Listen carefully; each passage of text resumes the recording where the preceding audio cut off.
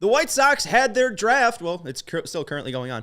The White Sox have drafted 20 rounds of prospects. We will recap that, and we will talk to the head baseball coach of one of their top prospects that they just selected here on the CHGO White Sox podcast.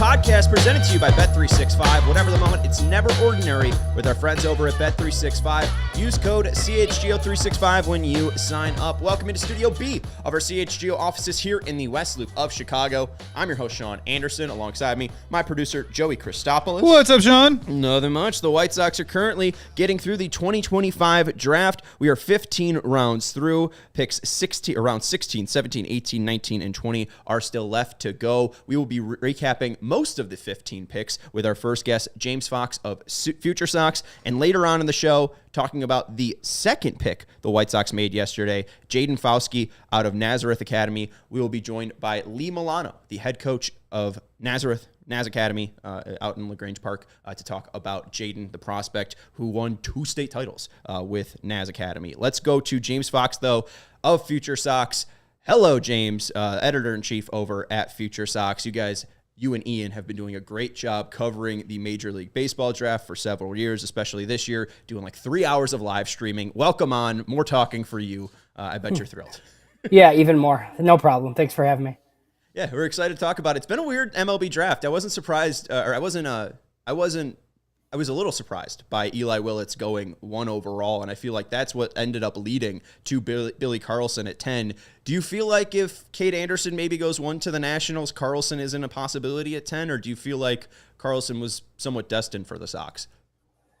No, I think it was probably fine. Like once Bremner went in the top 10, that was like, I think you needed a guy or two that wasn't expected to go in the top 10 for it to happen. That's what, like, I was hoping for Ike Irish. We didn't get that one. But then when Bremner went, I thought we were safe for one of the shortstops, right? I mean, also nobody really expected Steele Hall to go 9, I don't think, right? Which was kind of helpful, right? So look, the White Sox say now that Billy Carlson was their top shortstop. They're going to say that regardless. I think he probably was. Like, who would they have pivoted to if he wasn't on the board? I don't know. So, but no, I think it's a good outcome. Yeah, I could probably talk myself into Carlson being the top shortstop. I know the biggest thing, at least looking at Willits, who goes 1, and then Carlson, who goes 10, is the age. How much of a determining factor is that? I know Nationals can go under slot and then probably didn't see a player that they wanted to break the bonus record for at 1-1, but Willits being 17, Carlson being 19, how much is that 2-ish, year-and-a-half age gap difference, important? Because I've seen Willits ranked as a top 50 prospect, Carlson kind of, breaking the top 100. Is there that much of a gap? I think it's huge for like model-centered teams. Like the model teams, your analytics teams, they love it because he's a 17-year-old, right? And they kind of don't even care as much about some of those other tools. It's even if it's like a bunch of 55s, like he's 17, right? Billy Carlson has like a 70 grade defense and probably an 80 grade throwing arm. So yeah, he's 19. Okay. I just don't really think it's that big of a deal, right? The funny thing with that is he's old now because he's a 19-year-old high schooler. I think I've said this before, but if he comes out as a sophomore eligible in 2 years, he's young. It doesn't really make any sense. So I just think it's premium defensive skills that we haven't seen. And look, I don't think the offense is like that big of a deal. I mean, a lot of people have kind of talked about the need for like a swing change. I mean, I'm not an expert, but his hands need to come closer to his body. They said the same stuff about Pete Crow Armstrong and Connor Griffin coming out. Right. And Griffin's now the number 1 prospect in baseball. The Sox possibly could have drafted him at 5 last year instead of Hagen Smith. They ended up going Bonnemer, which I don't think was too crazy of an idea. But what we've seen now with Fauske in the second round is the area code team is getting a ton of love. I believe 7 of their top 30 prospects, is a stat that you shared, are now from their area code team. How do the Sox feel about the Midwest? Because it feels like the White Sox like to show off how much they scout the Midwest. Yeah, they do. I think they like the Midwest a lot, but I think it has a lot to do with just that's where the scouting director is from. So Mike Shirley's from Indiana, and JJ Lally is like one of their better scouts. He's a cross-checker now. I mean, he's responsible for George Wolko and Noah Schultz, and like he's been the Illinois scout for a long time. So with him cross-checking, I just think it's a lot of kids in this area. I think some of that with Fauske last night was like you have a lot of people, right, who are like, oh, I don't care that he's a local guy. Like, why do we care about that? And it's not that you should care about that. It's just that if there is talent here, like the White Sox should know all about it and basically acquire it, right? It's not like they're getting every Illinois kid, but like the Illinois kids that are worth getting, like shouldn't slip past them essentially. Right. And I think one thing too is I think this draft is so like, it's by a hair. Like, oh, well, comparing Willits to Carlson, it's the 9 months of age difference, right, that separates one being a number 1 pick to a 10 pick. The fact that the White Sox might just see like one game of Fauske that intrigues them a little bit more than other teams could just like have them take that kind of shot at, maybe the ceiling's a little bit higher than everyone else projects. But yeah, no, it's a real interesting mix of seeing 2 prep players in the top 44. I saw Azad Early, kind of freelance scouting director, scout, that's the word I'm looking for, have both of those players in his top 20. Do you feel like they got 2 top 20 players in Fauske and Carlson? I don't think they're 2 top 20 players, but I mean, I thought Fauske would get paid like a top 30, 35-ish guy, right? So it was like going back and forth, the Future Sox guys, like even Josh Nelson and people, like everybody kind of knew that the White Sox liked Jaden Fauske, right? He played at Naz. Jim Thome is a coach there. He's on their area codes team. Like they like this kid, right? But there were just rumors that he was going to go in the 20s or the 30s. Some of that now looks a little bit agent created. But once he got past 32, I kind of feel like I think his bonus is probably close to $3 million. Well, that's basically number 32 overall pick money. So once he got to that point, I thought it was really possible. I didn't mock it because I just, there were Brewers, Tigers, Rays. There were just a tons of teams that were interested in him. So I think getting him at 44 is nice. I like going back-to-back preps.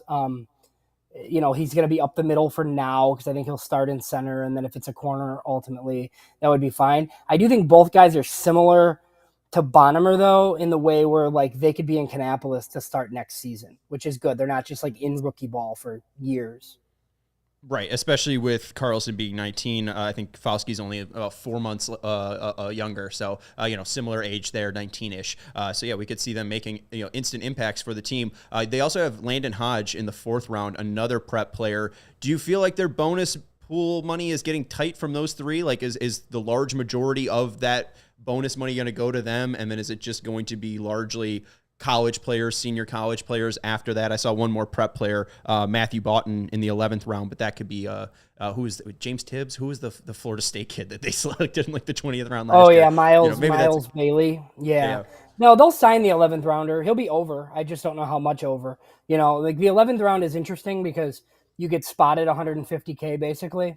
That doesn't count. So, essentially if he's 350,000, it only costs them 200K against their pool. So my guess is he signs. I think they got 4 prep bats.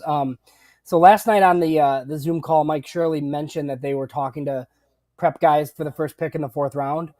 He said that like they had the money to go a little bit over their slot to do it. So my guess is he's like $1 million, probably something like that. Which it does, because I bet they're slightly under with Carlson. And then they're over in round 2 and they're over in round 4. And then I think like some of the college guys might be right around slot. Like they got some interesting college names. Yeah, and I mean, the one thing that I just see is it's very similar to the rank that Pipeline ended up having and the actual pick number. Lodice was 79th rank. He's the 76th pick. Gabe Davis, 147. He's the 137th pick. Seems like they got a little bit of a quote-unquote steal with Colby Shelton. He was ranked 142nd, the 166. But it does feel like they got guys that are fairly well-known, at least, 4 through 6 there. Well, I'm curious to see what Colby Shelton, because last year they were rumored on him and he like went back to school because he didn't get the money that he wanted. But there's no way that he's older and got more this year, right? So, I mean, he could be 500,000 or something, right? But so he's pretty interesting. Joe Doyle, I think, has him like in his top 60 overall. I don't know that he can play short. I think he's probably second or third, but he does have power for middle infielder. I think him and the third rounder low dice, we'll probably see them this year in Kannapolis. Like they could be in the semi, and the college guys kind of go right in.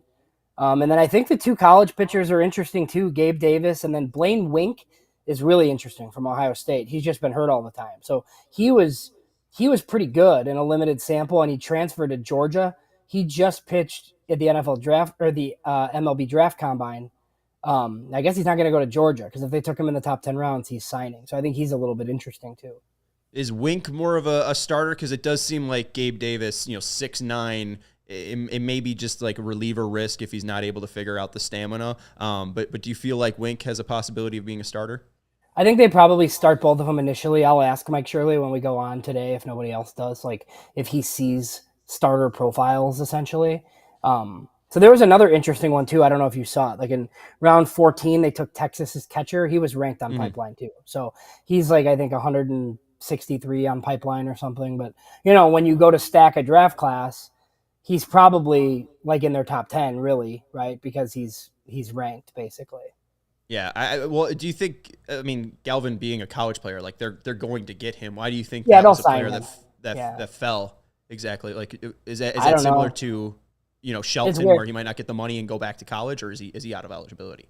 No, he could go back. I think he'll sign though if they took him where they took him. I just think a lot of teams with like the bonus pools, like a lot of teams take seniors in 8, 9, and 10 to just guarantee that you get to keep that money, right? Because the problem is if you take a Galvin in round 7 and then for whatever reason he has a change of heart and goes back to Texas, like you lose that 7th round bonus money out of your pool, which is why teams sign guys for $10,000. So you're guaranteed to have that amount. And then, you take the chance in 11 through 20, because then if something happens, like it doesn't really hurt you that much if they don't come. Yeah, one of those guys, the 7th round, Anthony DePino from Rhode Island, that seems like a 10K guy where it's like, He will be cheap, yeah. Yeah, not a Power 5 or not, he's not even Power 5 anymore with the SEC and Big Ten dominating, but it's a guy even, outside. Well, it's not even that like these guys aren't valuable or productive. They just have absolutely no leverage. So they have to take like Tim Elko. Everybody loves Tim Elko. He signed for $30,000 out of Ole Miss in the 10th round because he was in college until he was 24 years old. So it's it's like, here's 30K. You could either do this or you could like have another career essentially. Absolutely. All right. And then just going back to some of the top guys, just real quick, do you think Carlson, like where does he rank for you in the current organization? Is he top 5, top 3? Yeah, we debated this last night. I'd have a tough time putting him over either lefty, even with some of the Hagen Smith struggles. And then I think it's probably Braden and Billy Carlson. I think those are like your top 4. I'm not counting Teal just because like the next time that we do an update, Teal won't be eligible. Right. So he's not going to be on prospect lists for much longer. Colson will probably still be in there. And then Bonnemer. I definitely put him in front of Bonnemer and Colson at this point. Like I think Billy Carlson, it's tough, right? Because he's going to go to Arizona and play backfield games. So I don't know how he's going to get better necessarily. But if Billy Carlson, in all reality, should be like a top 50 prospect in baseball at this point, like maybe a year from now. Like, he's pretty good. I think he has superstar potential. Billy Carlson was maybe my favorite prep guy, like in the class. Well, that's the thing too, is like, I don't think Griffin had this much steam until he started playing baseball. And then once Griffin started hitting like this, that's when he started to explode to the number 1 prospect in baseball. So, I'm kind of leaning putting Carlson over Smith just because Smith, it feels like there's a little bit of reliever risk. I know that they're going to push him as a starter. Like he'll make his major league debut as a starter, but just the fact that they really haven't been able to get him healthy and going, Right. I don't know. I think Carlson just seems real secure. You talk about that 70 grade defense. It's like Gonzalez, but just with a ton more potential, right? Jacob Gonzalez. Well, it's even better defense than that. People said it's like they laughed about it on the broadcast. They called him Bobby Witt Light. Well, great. So does that mean he's a 5-WAR player instead of a 10-WAR player? Like, I'll take it, right? That's good. Yeah, I'll take that too. We appreciate James Fox's contributions to the show. You can make sure you follow him at James Fox 917, and he mentioned either before the show to me or during the show, him and Ian will be live again to recap the full 20 rounds over at Future Sox's YouTube. So make sure you check out James and Ian over at Future Sox. Thank you very much, James, for joining us and all the info. All right, thanks, man. Yeah, appreciate it. We're going to take a break here on the CHGO White Sox podcast. We'll jump into the first half for the White Sox, what was different in 2025 than 2024. I also see Ashley and Melissa joining in the chat. We got some questions from our diehard Discord that we'll get into. And then near the end of the show, we will be joined by Lee Milano, the head coach of Nazareth Academy's baseball program. He's been over there for 26 years. We'll talk to him about Jaden Fauske here on the CHGO White Sox podcast. We want to let you know about our friends over at Bet365. Whatever the moment, it's never ordinary with our friends over at Bet365. Sign up with their code CHGO365. New customers, when you bet $5, you get $150 in bonus bets, whether your bet wins or loses. Tonight is the right time to become a new customer because it's the Home Run Derby. I made a ton of money last year betting Teoscar Hernandez. I think I'm leaning James Wood this year, but I don't know if I'm going to place some money. Maybe you're feeling a little bit more confident about your selection. Use their code CHGO365 when you sign up. New customers, when you bet $5, you get $150 in bonus bets when you sign up. Again, whatever the moment, it's never ordinary with our friends over at Bet365. Take advantage of this fantastic offer right now. Bonus bets can be used on spreads, totals, player props, futures, and more. Whatever the moment, it's never ordinary at Bet365. Must be 21 plus. If you or somebody you know has a gambling problem, call Crisis Counseling and Refer Services. Can be accessed by calling 1-800-GAMBLER in-app only. We also want to let you know about our friends over at Mint Mobile. It is summertime, and what shouldn't be holding you back this summer is your overpriced wireless bill. For $45, $15 a month, $45 over 3 months, $15 a month. You can get unlimited premium wireless service for $15 a month with our friends over at Mint Mobile. Make the switch like we have. You'll be chilling both literally and financially with Mint Mobile. All plans come with high-speed data and unlimited talk and text delivered on the nation's largest 5G network. You could say bye-bye to your overpriced wireless plans, jaw-dropping monthly bill, and unexpected overages, and you can keep your phone number. You can keep all your contacts. All that's changing is the great service and the price you pay. New customer offers with 3-month unlimited wireless plan for just $15 a month. Upfront payment of $45 required. Limited time new customer offers for only 3 months only. Speeds may slow above 35 gigabits on unlimited plan. Taxes and fees extra. Visit mintmobile.com/White Sox. Visit mintmobile.com/White Sox. Welcome back to the CHGO White Sox podcast here in Studio B of our CHGO offices. I'm Sean Anderson, produced today by Joey Christopoulos. Thank you to James Fox of Future Sox for joining us. Later in the show, we'll be joined by Lee Milano, the head coach of Nazareth Academy's baseball program.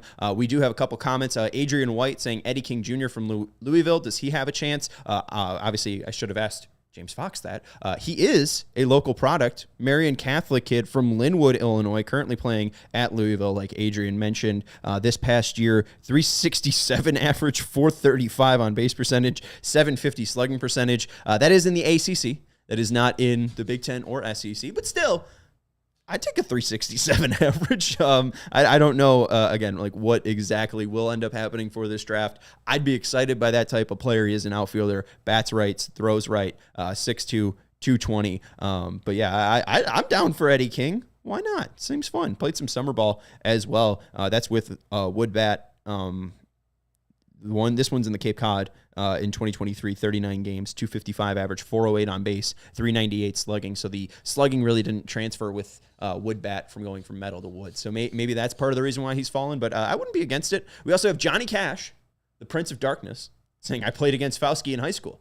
I think you're dead, sir. I don't think you're alive. Definitely stood out and was awesome. Yeah, we'll talk about Fauske in a second, especially before Coach Lee Milano joins us, because there's some just stupidly funny stats about this kid. If you want to be like the Gatorade Illinois Player of the Year, just wait until you hear these the stat line, and like, it's not even video game numbers. It's like true, like it's like Wilt Chamberlain versus a bunch of plumbers. Like it's that level of ridiculousness. And not to say you're a plumber, Johnny Cash.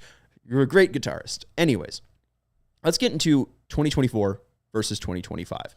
The White Sox in 2024 at the All-Star break, after wrapping up a 3-game series against Pittsburgh, finished the first half 27-71. The White Sox of 2025, after a 4-game set with the Cleveland Guardians at home, finished 32-65. So that right there is about a 5-win improvement.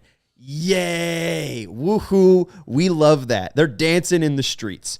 Here's the other reason you should be dancing in the streets. I could be wrong on my count here, but in the first half, the Chicago White Sox in 2024 were shut out 11 times. 11 times. I'll say that again. 11 times. Is your brain breaking, Sean? Are you okay? No.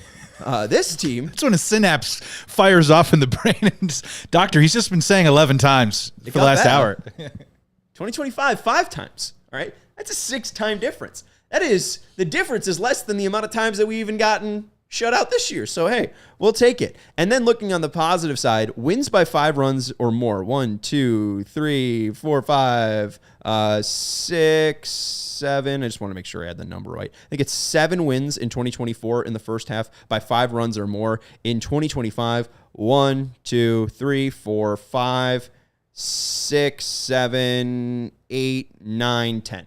So not only are they getting embarrassed less, they are also embarrassing teams more. It's not pretty. I don't need to lie to you. It's definitely not pretty, but it's better, right? The runs scored in the first half, 332. Runs against, 430. So a little above 100. With 98 run differential right there for the 2025 White Sox. In the in the first half of 2024, 313 to 490. That's nearly a 200 run differential. Okay, so this team is like 2 times better than what they were last year, and they still only have 5 more wins. They might win 10 more games than last year, which is great because that means they're losing 111 and not 121. If you do want to feel a little bit sick, our friend over at TJ Stats ranked the top remaining schedules by hardest to least hardest. So the hardest, what's it called? Most difficult to least difficult, right? Number 1, remaining strength of schedule. Hardest remaining strength of schedule, the Boston Red Sox. 2, the Cincinnati Reds. 3, the Chicago White Sox. 4, the Miami Marlins. 5, the Colorado Rockies. If you're wondering who has the easiest schedule, it is the Chicago Cubs. But one thing that I've noticed is you look at 1 through 10, you have the Orioles, the Nationals, the Rockies, the Marlins, the White Sox. Some pretty bad, if not some of the worst teams in Major League Baseball. You look at the top 10, easiest, the Cubs, the Dodgers, the Tigers, the Padres, and the Cardinals. Some of the best teams in baseball. So I wonder, is it a hard schedule, or are they just not playing the White Sox? Are the White Sox just not getting the chance to play themselves? They already played the Rockies. They just did that on July 4th. I think they finished a series already with the Marlins. So that really is the real reason why this is difficult. They already played the Orioles as well. The real reason this is the hardest schedule is because they aren't playing the bottom feeders. But, I mean, we know this. Any team is better than the White Sox. So I don't know if this is like the hardest, third hardest schedule in Major League Baseball, or if this team just kind of sucks. And if the AL Central is better than, most divisions. I think that this team will get to 54 wins. Ooh. 55 felt a little bit too much, but I think that this team will. I think I walked into the preseason. I think I had him at 51 to walk into the year, and that was just honestly just based on almost like what's the opposite of regression to the mean? Yeah. Or you know what I mean? Progression to the mean of there's just no way that team could be this bad as they were last year. They clearly are not that bad this year, but it might get a little dark in August and September if they do catapult a couple guys off this team. But. Mel does says so we may not get 10 games better. They only won 41 games. If they win 54 or 55, that's a 13-game win improvement. Does Will Venable get Manager of the Year votes for that kind of ordained controller of the universe? He just gets the keys to the entire thing. So I think that this will be a little bit more stomachable, and I think we've seen that so far through 2025. I know that guys will get traded, Robert, Slater, Taylor, etc. But I'm excited for what these young guys can do. It seems like they all are very, very excited to be here. I don't know if any of them are drowning just yet. I know Chase is really hitting a wall right now. But I also think that he's dealing with some injuries. So let's see how this 5 days of rest does for this team. I think that they can be competitive, or a little bit more competitive than they were in the first half. A run differential of -70. It's progress. Tasty. Anyways, hit that thumbs up button if you haven't already. I see Mel in the chat. I see Ashley in the chat. We also have another question from our pal, AJ, the baseball kid. So let's get into our diehard Discord questions. If you do want to become a diehard, you can scan the QR code in the bottom left-hand side of the corner, and you could sign up to become a diehard today. When you join, you get a free shirt of your choice. You get exclusive access to written content up at allchgo.com, and you get access into the diehard Discord channel. You can scan that QR code that Joey's flashing right now. Let's get into the first question. From our friend over on the diehard Discord, AJ asking, looking forward to what the composition of this team will be in the next 2 to 3 years. What future free agents do you think realistically can end up being on long-termish deals with the White Sox, thinking about 2027 to 2026? Again, realistically is the key word here. And I did mistakenly say that Justin Ishbia could be taking control by 2027. The deal is 2029 is the first year of that window opening. So I don't know about 2027. I think 2028 is more realistic. I looked at the free agents or potential free agents after 2026, and there really isn't anyone that's super intriguing. I don't think they'll be looking for a catcher. The top catchers are Sal Perez, Jonah Heim, Travis d'Arnaud, Tyler Stevenson, Mitch Garver. You look at first base. I think first base is an option at some point for the Sox. Melissa's going to get to that question in a second. Pete Alonso, Yandy Diaz, Rhys Hoskins, Andrew Vaughn. Anyone? No. Second base, Ozzie Albies, Brandon Lau, Jonathan India, Jeff McNeil, Nico Horner, Gavin Lux. Third base, Alex Bregman if he opt out, Alec Baum, and then Heimer Candelario. Also Anthony Rendon, bounce back. Baum, that's an interesting name. But I'm not talking about like he comes in and he turns it around, but that's a dude that will want probably a little bit more money than he probably deserves. We do have to probably pay a little bit of a higher sticker price. He's a little bit of a middle-of-the-road guy that can at least be called an established veteran to come in.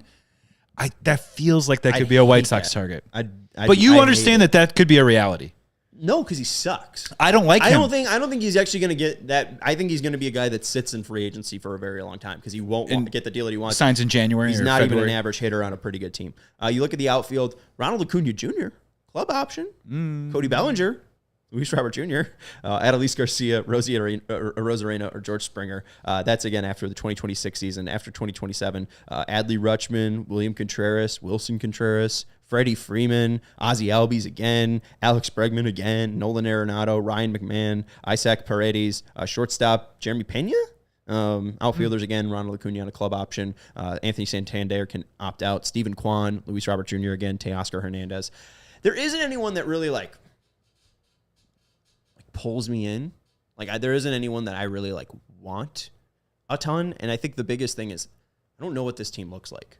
I think that 2027, that might be, or after 2026, that might be the last year of Colson playing shortstop. So then we'll see him moving over to third base. I think Bonhammer should be ready by that point to play shortstop. Mydroth's probably kicking around, but if Carlson's that good defensively, do they have Caleb Bonhammer play second base and then have Carlson be the shortstop already at 2027 if his defense is that good? They're able to fix his hitting. Again, I don't know. But then you look at first base, there isn't really a first baseman in the future. Melissa's going to ask that in just a second. But is that 100 or 250-pound Miguel Vargas? Are they asking him to add 20 more pounds and just really lean into the slugging? Because he's been good at first base defensively. He's got the biggest resume / cachet / power. It's been a tough month for Miguel, though. A former top 100 prospect. But when you look at the actual at-bats, the at-bats aren't as dreadful as they were at the beginning of the year. It's kind of just bad luck hit it, right? So if he has a good swing, there's the talk on StatCast, he's got the second or fourth best ideal attack angle. The plane of his swing is almost it's 80% ideal, which is near the top. I do think that maybe if that's a guy that adds muscle, maybe he is able to add a little bit more pop and play that first baseman side. But then catcher too, I don't know what they're going to do with Caro. I think Teal is probably their choice to be a catcher. Do they move Caro for pitching? Do they move Caro for infield help? I'm not really sure. I don't have a good enough crystal ball to say that's going to be their guy once it hits free agency. What I will say, if they are to sign a big deal, if the White Sox are to ever go over $100 million, I think that the guy that they should go after is a free agent after this season. It won't happen because they traded this player away. I know he has near a 5 ERA in San Diego. But the guy, bring him home. Dylan Cease, bring him home. Consistently makes starts. I think 4 times in his career already, he has led Major League Baseball in games started. I don't think that he's lost that much effectiveness to where a 4.8 ERA is the normal for Dylan Cease. If you were able to get that guy on a 4 to 5 year deal for like under 160, I don't know. I could be interested in a Cease reunion because I don't think that his numbers this year are as apropos to what he could be. I think that could be a buy low, quote unquote, opportunity because it is a contract year. He's having one of, if not the worst years in his contract. So I, in a long roundabout way, bring back Dylan Cease. You got anything to add? No, not really. I mean, Boris Client though, right? Yeah, but I think he's like, no, it's like Aces. I think I don't know. Is that Boris now? I don't know. Yeah, I mean, I guess my whole thing with Dylan Cease is if it is a Boris Klein, he's going to do everything he can to like come up with some sort of dossier that's going to try and spin it around. But yeah, I don't think he's going to cash in the way that he wanted to on the 260, 280 end. Coming home to Chicago would be really interesting for sure. And just on the Carroll thing really quick, there's a dearth of catchers around Major League Baseball. I'm not saying you're going to get a great return, but I do think you'd get a better return than you normally would because he plays catcher. I agree. Kevin's saying Carroll so far hasn't been good of a defensive catcher as because Carroll hasn't been as good of a defender as Lee. Is that why Teal is moving forward? I don't know. I said Lee. I'm confused by Corey Lee. Thanks, Kevin, for the question. It's mainly, I think, just because you could project Teal into that type of major league body. I mean, I think there's questions if Caro is even big enough. Not only is he kind of poor defensively, at least when it comes to receiving, I think Teal is a little bit more polished, but I think if you're also just projecting hitters, I think that Teal needs to work on his leg kick and the height of that leg kick. But I think once he adjusts that, I think that he is likely a better hitter than Caro at the end of the day. That's just my own eye judgment. Maybe they trade Teal and keep Caro. I don't know. We'll talk about it after the break on the CHGO White Sox podcast. We got to let you know about our friends over at Sunnyside Cannabis Dispensary, your home for judgment-free cannabis shopping. If you're a newbie, go talk to their lovely, kind bud tenders who are experts in the cannabis world, and they can direct you in the right place for your first cannabis journey. If you are an expert, if you've been around the block, you can explore their over 100 strains on their menu, whether it's indica, sativa, or hybrid, and pick the right participation method that you feel like. Sunnyside is Illinois' favorite dispensary with locations in the city and locations in the city like Wrigleyville and River North, and in the suburbs like Champaign and South Beloit. If you're starting out, Sunnyside has expert guidance and brands they know you'll love. So go check them out at sunnyside.shop for Bright Buys every day, including 50% off your first 3 online purchases. Enter promo code HICHGO at checkout to qualify. Existing users use promo code CHGO50 for 50% off one Cresco Lab branded item. Exclusions apply. Sunnyside Cannabis Dispensary. Bright Buys every day, only for 21 plus or Illinois medical card holders. We also want to let you know about our friends over at Ownwell. Ownwell is helping property owners in Cook County. Overpaying for property taxes is something far too many Cook County residents are doing, and you don't have to be one of them. My aunt moved completely out of Cook County to avoid the tax prices. My mom currently is dealing with those high Cook County tax prices, so I told her to check out Ownwell. And they've been able to help her save money. The best part about Ownwell is you don't pay them unless they save you money. There's no upfront costs, savings, or fees guarantee. You only pay if you say. Ownwell handles everything from start to finish and delivers top results with an average savings of $1,102. It's local tech experts backed by cutting-edge technology and best-in-class customer support to help you save money every single year and stay updated throughout the prospect. Throughout the prospect. In Cook County, Ownwell has a 25% contingent fee, meaning you only pay if your property taxes are reduced. Save money on your Cook County property taxes with Ownwell. Go to ownwell.com/cook. That's ownwell.com/cook to sign up in less than 3 minutes and start your appeal today. This is not me trying to bash Edgar Caro, so my bad. Welcome back to the CHGO White Sox podcast.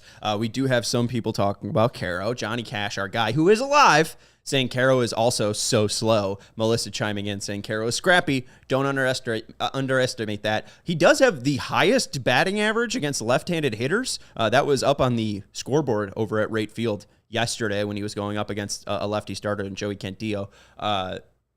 He was like at a 444 batting average against lefties and like right above Aaron Judge. Is that good?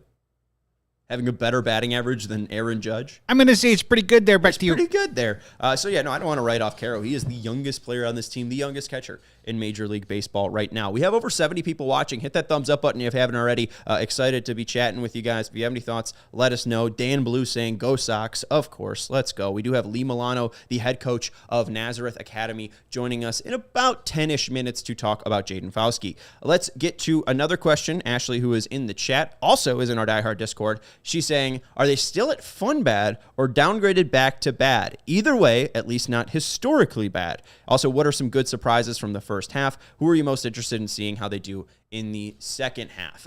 Let's start off with the fun bad question. I think we are downgraded back to bad. I think that we were... let me be a little bit clearer. I'm saying we. There should be no we in this. I got a little bit too above my skis in May. I thought that they could be a team that maybe treaded water a little bit better. They were 11.5 games back on May 1st, and the fact that they were only 14.5 games back on May 14th gave me a little bit of hope. But then by the end of the month, 19.5 games back, and it's just gotten worse and worse and worse. Currently 27 games back in the AL Central. We could say they're bad. I don't think, especially with Mydroth, Caro, Teal, Montgomery, Shane Smith, they seem to be slowing down. And there is no Robert that's really saving this team and making them exciting. Vargas was also a little bit of fun at that point too, so that gave us a little bit of hope, and now he's hit a little bit of a stride. So I think we could say pretty confidently that they're bad. And I think that we just needed a little bit of an oasis there to say that they were fun bad. Just maybe we're turning the corner there, because they're bad. Well, what's an easy criteria for fun bad, right? Like losing 8 to 5. We're taking the temperature, right? We're taking the temperature. Ooh, maybe we over 4 seasons. Maybe we can do that. Call 866-4 Seasons. Check them out. 4 Seasons plumbing, electrical, air conditioning, and heating. If you have an emergency, call your friends over at 866-4 Seasons. We'll take the temp with them. I think that they're bad. We like, they're not historically bad, and I think that would be like -0. Like, I think if we're looking at a Celsius thermometer for some reason, because it's 0 to 100, I think you're getting into like the 0 to negatives when you're talking about the 2024 team. I think this is a team that's like 10 to 0 Celsius, right? I think fun bad, you got to be like the 20 to 30 to be a little bit of fun bad. The 20 to 40s, right? Like, you're not a really fun team unless you're hitting that like 35 threshold. You got to lose 9 to 8 every once in a while, right? That's the part of the fun bad. Mm-hmm. You gotta have some of those things, and unfortunately, I think we don't really. Yeah, as you mentioned, we don't really have one particular hitter in the lineup right now that's really doing any version of what we would call "quote unquote" carrying the lineup. So, and if it is going to be Andrew Benintendi, I don't think that qualifies for fun bad. Yeah, and then fun bad needs to be the names Caro, Mydroth, the names you already mentioned. You see them go up against real teams too, like the Dodgers sweep them. And then they go up against Toronto and they lose like in atrocious fashion on Monday and Tuesday, and then barely sneak out a 2-1 win. And then against Cleveland, like Cleveland pretty much handed it to them outside of that one game that they end up winning and walking off in the 11th on that Friday, right? So like even the ones that they have won of recently aren't even those blowouts. Like they were blowing out teams a little bit more in May, which was fun. Melissa saying 2019 the Sox were fun bad. Yeah, that team was just a little bit better than this 2025 team. I think we could still confidently say that they've been bad. Yeah, they had a good Moncada second half and all that kinds of stuff. Mm-hmm, yeah. Let's get into the other part of this question from our pal Ashley. Good surprises from the first half. Miguel Vargas not dying. Like Miguel Vargas not completely falling off the face of the earth. The fact that he did have that little bounce back after April 23rd, it gives me a little bit of hope that there can be a bounce back in the second half. I don't know if he'll have as bad of as I don't think he'll be as bad as he was in the second half of 2024. Well, right? Like, I don't think we're going to get to that point. Maybe he's not a major league player. Maybe he's not on the team for 2026 and 2027. But I do think that it's worth seeing the Miguel Vargas project out for the rest of 2025. I think the biggest frustration with Miguel Vargas is I still think that he is as much of a mystery as maybe he did walking into the year, because he had a great month. He's had a bad month. Is it the middle? Is it closer to the good? Is it closer to the bad? I still have a lot of questions. He's going to be fun to watch. I really enjoy watching him play. I enjoy his baseball IQ, to be honest with you. The fact that he moved over to first base should be commended. But again, he's still very much a mystery to me. Yeah, I think he's an interesting player. It seems like he could work out at first base or third base if given the time to figure out one of those defensive positions, but we'll have to see. Jared in the chat saying, Vargas struggles. Wait, Vargas isn't a return to his normal. Wait, can you read that for me? I'll do the best I can. Vargas, I think he's saying Vargas isn't struggling. It's a return to his norm. Hopefully Chase gets back to high OBP, but without power, there's less there too. We could go into next year without an infield batting above 200. Yeah, it's possible. And I think the biggest thing that worries me about Vargas is even though the hands have been adjusted, he can't hit left-handed hitting. Since the hand adjustment, I think he has a hit since April 23rd versus left-handed hitting. He has a 205 average, 260 on base, and a 364 slugging versus left-handers this year, 223, 310, and 390 slugging versus right-handers. So it has been surprising that he's been so poor on the other side on the other side of the platoon, right? Jared says he can't hit. Maybe he can't, but I don't think that it's worth getting rid of Vargas because I think that you could trade him in some potential world. Like, I don't think he's valueless. Like, he has more value right now than Elko. But yeah, I think Vargas was a fun surprise. Joey mentioned Shane Smith in the chat. He was great to start off the year. He's fallen off a little bit, but I am happy that is our all-star selection. That's a way better. That's way better. I got you. I see what you're circling. I'll get to that in a second. I think it's a way more deserving player for the All-Star than an Adrian Hauser, who Baloney mentions that Adrian Hauser has been a surprise. It has been a surprise, but also I feel like him and Vassell, they've been surprising. They've played well, but I feel like both of those guys are in for kind of a rude awakening in the second half when you look at their kind of outer metrics, where Shane Smith, even though the results have been bad, he has kind of leveled out to where what you see is what you get. And I think if he's able to find a little bit more control in his pitches and has a little bit more stamina, I think we can see a great starting pitcher. Final question we have from SoxMom72. What is your solution / ideas for the holes at first base for the next few seasons? I think Vargas should be mostly the third baseman, and then I think that Elko should be called up at to play first base at some point. But again, when you hear that piece from Jared Willis, I mean, Elko isn't even a top 30 prospect in the White Sox organization. They don't even think that highly of Elko. So I think the solution or idea is whenever they do have the ability to throw money at somebody, I wouldn't hate Pete Alonso. I wouldn't hate Josh Naylor. I think that those two guys can be added in free agency, and I do think that first base is a position that's undervalued when it comes to free agency players. So I think that it's possible that we do have unlock that, Joey. I think it's possible that they go out and add in free agency, whether it be Naylor or whether it be Pete Alonso. We are now on the CHGO White Sox podcast being joined by Lee Milano, the longtime head coach of Nazareth Academy, their baseball program over in Grange Park. He's been the head coach of Naz's baseball academy for 26 years at this point. He is Lee Milano. Welcome in, Coach Lee Milano. Thank you. Really appreciate you having me on today. Yeah, we're excited to talk. We're excited to talk about Jaden. I bet you are. Well, Jaden's a special individual, so yeah, definitely excited to talk about him. Let's go to 2022 because that was the first state championship in your program's history. After I think 22 years of being the head of that baseball program over there, you finally get your first state championship. How important was it having a freshman contribute like Jaden did to that team? Was that the reason your team had the success that it did in 2022, was having such a young player contribute like Jaden did? Well, he was definitely a big part of it in the class of 2024. So the class that a year ahead, Jaden had 6 Division I commits in that class. So when you couple that with Jaden and then a Lucas Smith who's playing at UIC, and you put all those guys together, you got a pretty special group. Jaden came into that year committed to Louisville before he even stepped into the school. And to his credit, to his parents' credit, he didn't start for the first month. He got time, but he didn't start any games, and we never heard any complaints out of him. And then when he got his opportunity, his first start, he struck out 3 times at Bennett.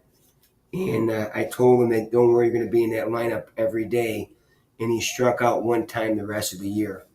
So yeah, it's a pretty special individual to do that at a really young age. Yeah, and then as a sophomore, a pretty impressive year. You guys win another state championship as a baseball program, and then he's named the 2023 Suburban Life Player of the Year as a sophomore, and he hits 487. I think that is the real reason why Jaden was selected out of high school, was his hitting prowess. There were reports that he, obviously played catcher for your baseball program, but it does seem like he may make a transition to the outfield. We could talk about that in a second, but how much of an impact bat is he? Because, 487, it seems made up. I know that maybe it's a little bit more realistic in the high school world, but when we're talking about Major League Baseball hitters hitting 220, 487 is insane. Yeah, 487 at any level is pretty special. 492 career batting average in 4 years at Nazareth. So hit that sophomore year, he did move around a little bit position-wise, but his hit tool is off the charts, and he will be a better hitter as he continues to move up in the game. No disrespect to high school umpires, but they're not professionals. And Jaden's eye is that good. So there are many times when he's taking pitches that are off the plate, that are called strikes, and then he's got to expand his zone a little bit. I think as he moves up in pro ball through the ranks, we'll see that hit tool even explode even more. When you look at Jaden's physical output, do you think that there's a lot more for him to grow into his body? Again, we're talking about a prep player, an 18-year-old at this point. How much more muscle do you think there's able to add there for Jaden? Is this like a true athlete that they're getting to mold the White Sox and Jaden? Well, he's a two-time state champion in football also, and he never came off the field in football. So his sophomore and junior year, he played both sides of the ball in special teams, and they won state title both those years. He's an exceptional athlete. He didn't play football this past fall because of all the All-American showcases he was doing in the circuit in the fall. But yeah, I think that his speed has increased this year because he actually had more time to train for baseball in the offseason, in the fall time. I think there's a lot more in the tank speed-wise. I think there's a lot more in the tank hitting-wise, and I think there's a lot more in the tank power-wise. Absolutely. We're interested, too, in the defensive kind of journey that he's gone on. I know that he was playing catcher in his sophomore and junior year, and then in his senior year, he wanted to be more of an outfielder. Do you think that catcher is in his past, and that was more just, you had so many good baseball players that he was talented enough to be, a catcher that hit 487 or 492 career for your program? Yeah, I think for his benefit, I think we just talked about his hit tools, his what he's all about, right? So I think moving him from behind the plate to a position is, in the long term, is better for him.